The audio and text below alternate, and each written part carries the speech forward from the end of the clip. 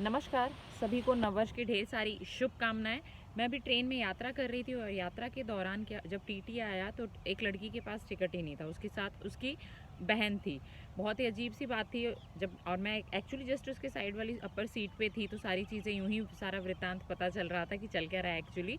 तो पता चला कि उसने टीटी को ये बोला कि मेरे जीजा जी हैं, वो आज आने वाले थे, क्योंकि वो नहीं आए तो उनकी टिकट पे मैं आ गई हूँ। और वो अच्छी खासी पढ़ी लिखी, मेरे ख्याल से 20-22 साल की युवती थी, यंगस्टर।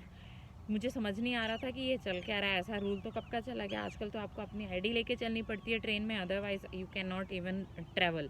तो आपके आईडी के अकॉर्डिंग आप ट्रैवल करते हैं, तो ये तो कहाँ से पॉसिबल हो पाएगा कि आप किसी और की टिकट पे ट्रैवल करें। कि मैं इनफैक्ट वो ये भी बोल रही थी बड़े कॉन्फिडेंस के साथ कि मैं कल भी जयपुर से जोधपुर यूं ही गई थी और आज भी जोधपुर से जयपुर यूं ही जा रही हूँ, और कल वाले टीटी ने मुझे कुछ नहीं कहा, तो आप कैसे बोल सकते हैं।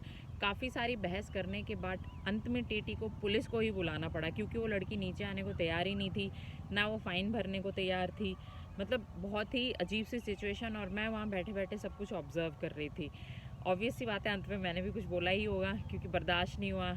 शिक्षक ऊपर से साथ में विद्यार्थी भी हैं, हर रोज़ कुछ सीखते हैं, और टीटी की ईमानदारी वाकई काबिल तारीफ़ है। लेडी कांस्टेबल आई वहाँ पे, और फिर उस मतलब आप मानेंगे नहीं, उस लड़की ने अच्छा खासा 1.5-2 लाख का आईफोन लिया हुआ था, और उसके बाद ये कि मेरे पास 1 रुपये कैश नहीं है। लेडी कांस्टेबल लिटरली बहुत ज़्यादा, मतलब जब चिल्लाई तब जाके वो लड़की किसी तरह नीचे आई है। नीचे आके भी उसके फ़ोन से फ़ोन पे नहीं हो रहा है, वो उसने किसी और को कर दिया, पता नहीं। मतलब खैर, बात बेसिक कंक्लूजन ये है कि ऐसी पढ़ाई लिखाई किस काम की, जो आपको समाज में, मतलब आप बिना टिकट के यात्रा कर रहे हैं, आप कैसे अपडेटेड हैं, आप कैसी जनरेशन है। सारी जनरेशन की गलती नहीं है, नो डाउट, सारे ऐसे नहीं होते हैं, ज़्यादातर लोग बहुत अच्छे ही होते हैं। और सबसे बड़ी बात है कि इस तरह की यात्रा करना और इस तरह से टीटी से भिड़ना, उसके बाद टीटी को बार बार ये बोलना आप मेरे दीदी से बात कीजिए, मेरी दीदी बहुत बड़ी हाई कोर्ट की वकील है। और जब टीटी ने हाई कोर्ट की वकील से भाई फोर्सफुली उनको बात करनी पड़ी, 10 बार बोल रही है, थी सामने फीमेल, तो जब बात की तो उन्होंने बोल दिया कि भाई आपकी जगह अगर आपके हस्बैंड आते हैं तो चलेगा क्या। तो वो सामने वाली जो उनकी सो कॉल्ड हाई कोर्ट की वकील दीदी हैं, वो बोल रही हैं कि हाँ चलेगा चलेगा, मेरे तो हस्बैंड चले भी जाते हैं। Anyways this situation is different. Suppose उनके जीजा जी कोई क्राइम कर देते हैं और रेलवे की रिपोर्ट में तो वो क्रिमिनल रिकॉर्ड, रेलवे तो कहाँ से जवाब देगा कि भाई ये तो हमारे उसमें ट्रैवल कर रहा था। बहुत सारी सिचुएशन, बट वो समझना ही नहीं चाहती थी।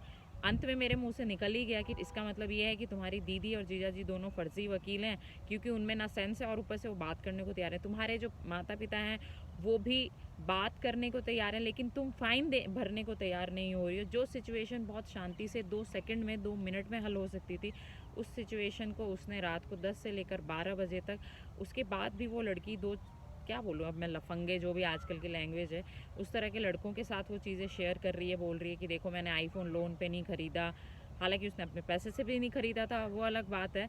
और ये सारी चीज़ें, सारा वृतांत ये रात के 1 बजे तक चलता रहा और हम सो नहीं पाए। क्योंकि देखिए, लड़ने के लिए बहुत सारी चीज़ें होती हैं, बट लड़ाई करनी किसको थी यहाँ पे। बस मुझे आपको ये किस्सा बताना था कि इस तरह के लोग भी इस दुनिया में एग्जिस्ट करते हैं, और भगवान महात्मा बुद्ध के अकॉर्डिंग ऐसे लोगों पे दया करे। Take care of yourself. Thank you so much.